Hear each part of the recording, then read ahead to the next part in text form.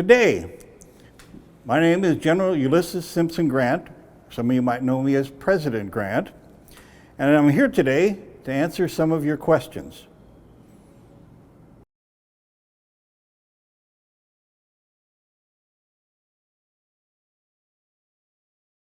Well, like Abraham Lincoln, I was born in a two-room log cabin in a place called Point Pleasant, Ohio, which is located on the Ohio River, just on the other side of Kentucky and down the river from Cincinnati. This was April 27th, 1822.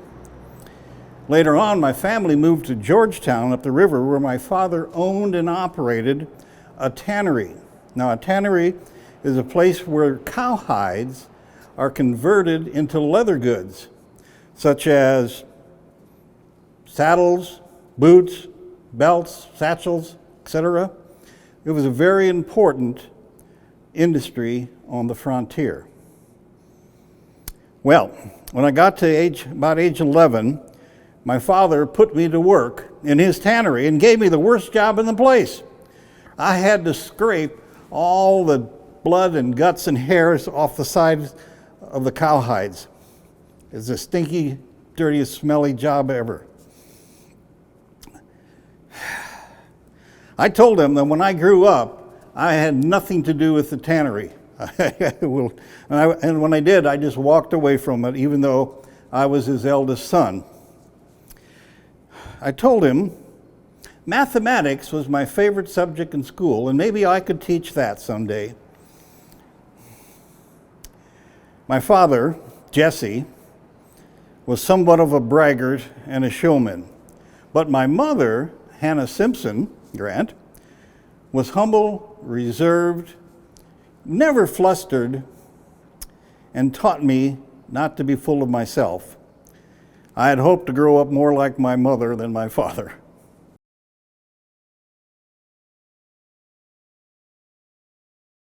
Actually, I never did want to join the military. That was my father's idea. See, my best friend in town, Bart Bailey, had been a freshman at the West Point Military Academy and flunked out.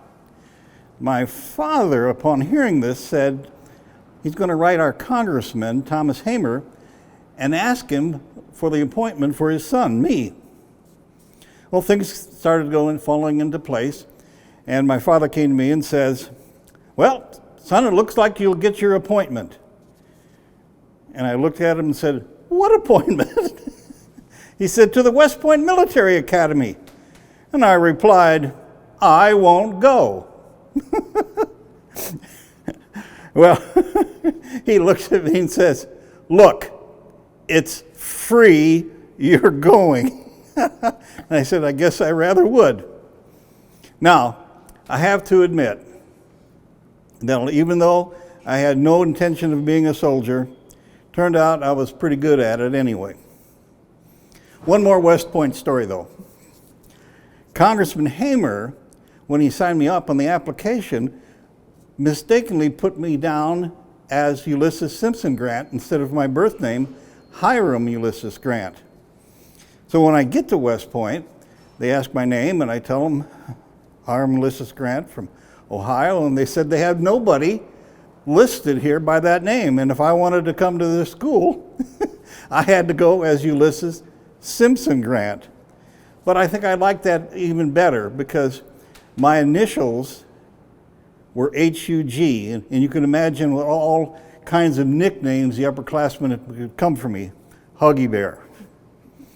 Well, my new name, U.S. Grant, was converted into United States Grant, or eventually Uncle Sam Grant, and it just went down to plain just Sam Grant for my friends the rest of my life, which is better than Lieutenant Huggy, we'd have to agree.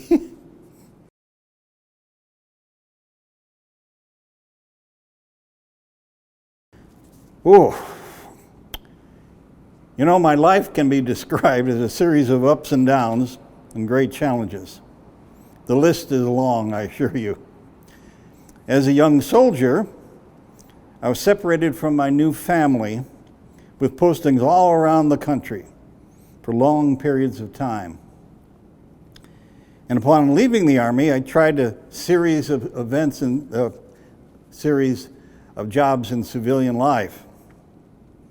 But none of them seemed to pan out. Failed at most every one of them, either due to bad luck or bad timing. As a general in the Civil War, I was faced with enormous challenges every single day. And it didn't get any easier when I went into the White House. So, how did I meet these numerous challenges? I would say 3 things got me through these tough times. Number 1, and most important, my family. My family was the rock that I could anchor to. They were always there for me, no matter what. Number 2, I would ignore all the other chatter and distractions. I would go for what really mattered, what was behind all this challenge. I'd fix it, and all other things would fall into place. And number 3, be persistent. Never give up. Always look for a way, and you'll find it. The problem with many folks is that when they get close to solving a problem, they give up on it way too soon. So hang in there a little longer, and you'll have success. This happened to me over and over again, and many times on the battlefield, and with all my other challenges in life.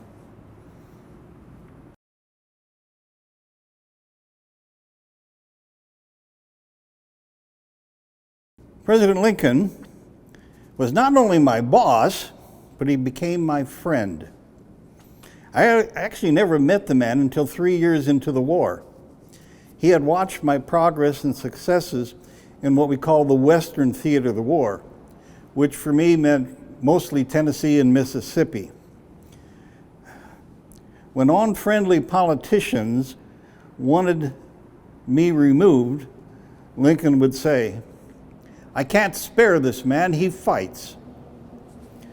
When he made me overall commander, we each had each other's back. I could not succeed without him, and vice versa. We agreed that he would take care of all the political matters, and I would stay into the military arena. A lot of the previous generals meddled in politics, and Lincoln himself would get involved in the details of running the military. So we agreed to remedy that, and we became what many historians claim to be the best example of a partnership between a president and his commanding officer. Previous generals thought they were smarter than Lincoln, and they blamed him for all their mistakes. I think Lincoln took a shine to me because I never blamed him for anything. And in our partnership, I realized I was the junior partner.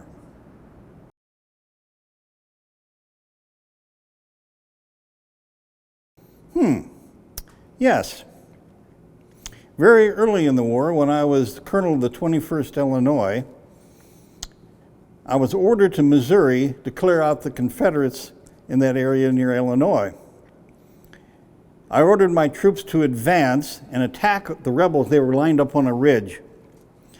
And as we were going up the ridge, I became frightened, scared, so much so my heart felt like it was in my throat. I wanted to call a retreat, but I couldn't even talk. When we got to the top of the ridge, the Confederates had all retreated. It then occurred to me that the Confederate commander was just as scared of me as I was of him. It was a lesson I never forgot. I was never again scared in any of my other future battles. And another lesson occurred shortly thereafter,